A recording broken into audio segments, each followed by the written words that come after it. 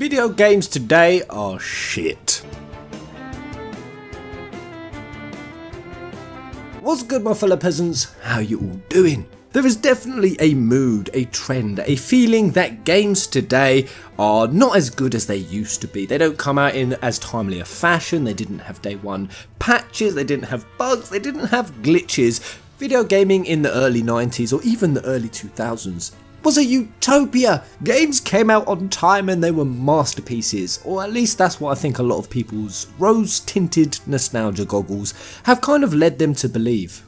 And while I kind of agree, and sayings like, my grandchildren will play this game before me, wasn't ever a thing.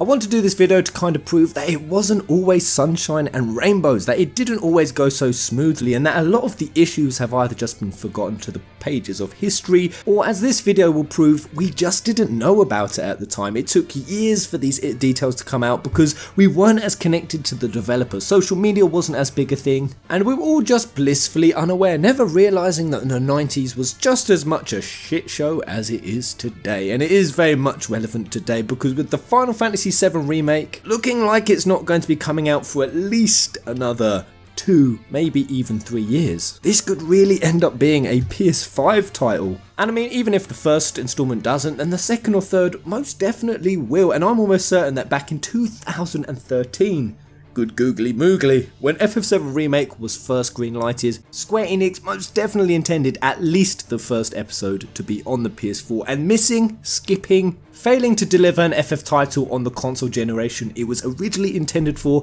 is absolutely nothing new. So here it is, 9 times that Final Fantasy games failed to release on the console they were intended for, in the mainline series only, because otherwise we'll be here all day. Now that's what you call a catchy title. Let's go! Drifting back to a time when I was still a -2 fetus, the year 1990, when Final Fantasy III released. There was a thing called a Famicom that, from what I can gather, was kind of like your always drunk but really cool aunt. Hideous to look at, but a lot of fun, and its real main competitor was Nintendo, and when Final Fantasy III was first being created, the rivalry went on in Nintendo. They released the Super Nintendo. Of course Famicom had to compete, so they released the Super Famicom, or the 16-bit.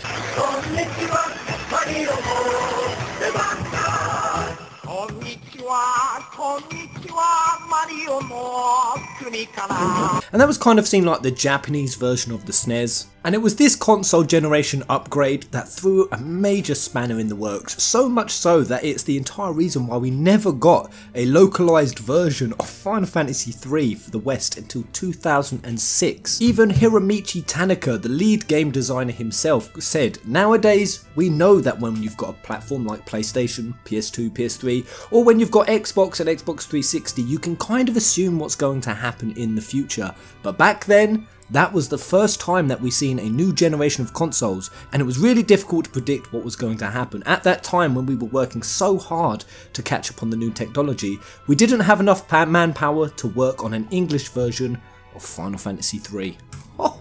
Now that's not to say they didn't try, in fact they got so far with the English localization that I was able to dredge up from the depths of the internet a flyer that actually advertised a localized version of FF3, so it's mind-blowing to think it was then 16 long years later until they remade it for the Nintendo DS that we finally got FF3 to the West. And thus, the spectre of console generation and hardware fuck-ups was born, the spectre that still haunts us to this day. Just like my Pios run. Next, we poodle on over to 1991. That's right guys, just 1 year later with Final Fantasy IV. Square Enix had decided at this point that, yeah, perhaps this FF thing ain't half bad. And they got so ambitious in making it into a franchise that they actually planned to make 2 Final Fantasies back to back, one for the old system, the NES, and the SNES, so they really embraced their fellow Nintendo brethren, and they were going to storm the market. Final Fantasy IV was going to be the SNES game, and 5 was going to be the SNES game respectively, but due to financial and time constraints, they ended up having to drop the NES game, aka Final Fantasy IV. They then continued development for that as the SNES, ditched 5 for the time being, but the painful part is, And this is classic Square. They only realised that they had financial and scheduling constraints by the time that the Final Fantasy IV NES version was 80% complete. Ooh, what a clanger that was. Final Fantasy IV then pressed on. It had 14 people in total and the game was completed roughly in 1 year. However, the game's script had to be reduced to, get this guys, 1/4 of its original size. 75% had to be painfully cut away due to cartridge storage limits. Now as for what was cut, unlike my father when he said he was just going to the shops, it actually returned. I'm good guys. But it was 14 years later on the Game Boy Advance version, and it was actually the Lunar Ruins, a really big expansive dungeons where players had to make their way to the top, with each floor being randomised and players rarely experiencing the same pattern more than once. Whew. Can you imagine if FF fans today found out one of their titles was coming out 75% off? The shitstorm that'd follow would make Black Friday look like a quiet Sunday afternoon shop. Final Fantasy V 1992, the SNES was the king, the Super Famicom was shit, and the Japanese authorities actually had to ask Square not to release 5 on a school day in fears that children would skip class. Final Fantasy saw its team size shoot up from the previous 14 people to a whopping 45 people. And again, it's just like Final Fantasy III, they plan to localise FF5 and bring it to the West the same time that they brought it to Japan, and they was actually going to call it Final Fantasy III in North America because of the previous titles not making it to the West, but the localisation project fell through. Which is why the title of FF3 was then passed on to FF6, and us Westerners spent the next 20 years confused as dicks, not knowing what the hell installment in the franchise this game actually was. And it didn't just fall through once, the localization, it fell through once, then they tried to pick it up again, and Square decided that due to its differing tone and much higher difficulty level than the previous games in the series, they would release it to North America as a standalone game with a yet to be determined title. Not even as a part of the Final Fantasy franchise, even rumours spread around that the localization attempt was going to be titled Final Fantasy Extreme, but the third, yes a third attempt was made to port the game to Microsoft Windows by a developer called Top Dog Software, but that was also cancelled. And if you thought that was taking the piss, Square then tried it a 4th time with a company called Eidos Interactive in 1998. That was also cancelled, and the continual cancelling of localization angered fans so much, that is the fucking doorbell, but I'm going to finish this, goddammit. It led to FF5 becoming one of the first games to receive a complete fan translation. And history shall remember that moment as the first fuck you, Square.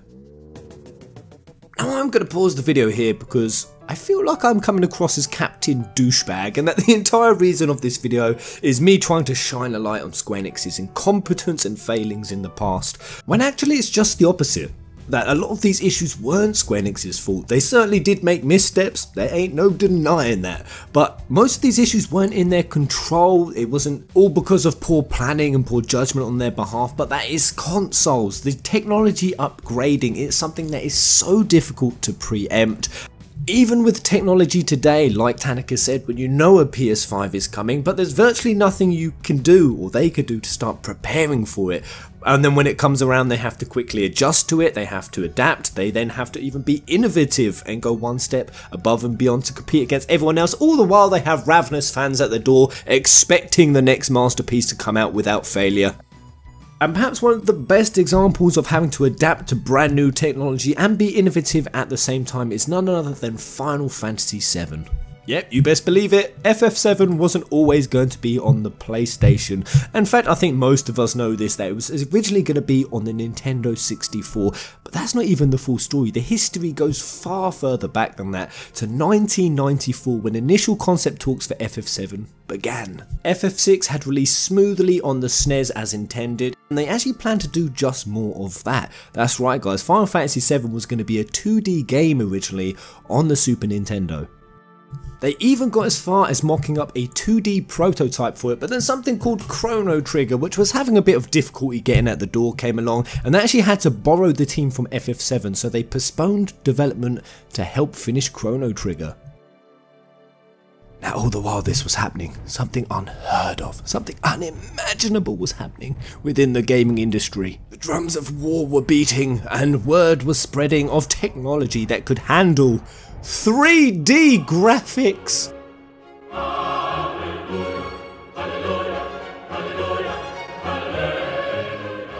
It was revolutionary. So Square Enix, they looked at this 3D technology. At first they were going to avoid it, but because Chrono Trigger brought them to 1995, they decided to take the plunge. The only decision they had to make was which would they go for. Would they go for the cartridge-based Nintendo 64, or would they go for the strange and unfamiliar underdog who had just entered the scene, the PlayStation, that ran on CD-ROM? But those weren't the only choices. There was actually a bit of a foursome going on, because there was also the Sega's new Saturn console which they considered, and also the Microsoft Windows personal computer. So those were their choices, and boy did they struggle. They tried out quite a few different things. They leaned initially towards the N64, actually creating a tech demo based on Final Fantasy VI using the new soft image 3D software, and it impressed staff and external developers, even though to me now it just looks weird and bizarre, this tech demo. Hopefully I can find a few guys, but they initially leaned towards the N64 despite the fact that cartridges were beginning to escalate in price and Square knew that they would be limiting their audience. They pushed on with the N64 anyway, did tests on the new hardware which would use the new 64 Double D peripheral imaging. I know there's a joke in there somewhere, but I'm going to avoid it. But what eventually turned the tables was the N64, quite frankly, sucked arse. There's no other way to say it. It was so intensive that they scrapped the version, because in early testing, even just one of FF7's behemoth monsters, which needed 2,000 polygons, was far too much strain on the N64. It was out of its league, and they actually estimated later on that it would have required 30 64 Double D discs. Giggity. And so they had no choice but to commit on the riskier console, the PlayStation, and oh boy did they commit. Not only did they commit the most expensive game they had ever made, but had ever been made in video game history. Not only that, Square also shifted every game and project they had in the pipeline onto the PlayStation also. They went all in. Everything. Red 13. Need the payoff. And oh boy did it pay off. And this is where we will temporarily halt our glorious little meander into the past of Final Fantasy. I am not often a cock tease with videos, but this is part 1 of part 2 because these videos take so long to research. 11 hours it took me. Now some might say, sheesh Pez, you got nothing better to do with your time, and to that I say, you're goddamn right I don't. Plus I hope you can tell I made an extra effort with the editing today. After all, I don't want our relationship to end up like some 25-year-old dried up marriage where I prepare you the same bland meal every day. You've come to watch me after a long hard day at work and I appreciate you. Pez's best waifu. I hope you guys enjoyed this video as much as I enjoyed making it, and just before I go, I'd like to do a random shout out to my patrons Connor Makuza, Toby Stanford, Awato, Vogir, Shiraka, Jarrett Brown, Draco DeClown, Smoking Jobs and Michelle Chen. These guys are some of my longest patron supporters and I love them to bits for it, and all of my patrons. And if you do want to support this channel, these videos, or just to have a chance of bagging yourself some dank prizes every month, link in the description. Ugh, Pez, you just did a Patreon plug. Ew. Look, man's got a $2,000 empire to maintain, alright? But no, seriously, I am living the Final Fantasy because of you guys, and there are not words enough to show how much I appreciate it. But that's a wrap. Hit the subscribe button if you want to be notified when part 2 comes, because whew, that's when things get real spicy. Until the next chapter, until the next meander, until the next video. Coop.